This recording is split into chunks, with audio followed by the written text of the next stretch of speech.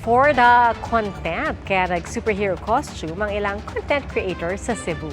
Pero takaw disgrasya po ang kanilang stunts kaya hindi ito ikinatuwa ng pulisya. Nang habol ng mga sasakyan sa National Highway ng Cebu City ang mga lalaking nakabihis, Son Goku at Spider-Man. May kungwaring laban din sila sa nakamaska ng Batman at naka-Pikachu sa gitna po ng daan. Pero ang mas ikinabahala ng PNP Highway Patrol Group ay ang ginawa nilang lubhang delikado na hindi na ipinakita sa video.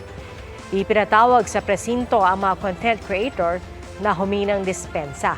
Paliwanag po nila hindi nila alam na mali ang kanilang ginawa. Matapos pagsabihan, pinakawalan din ang dalawa.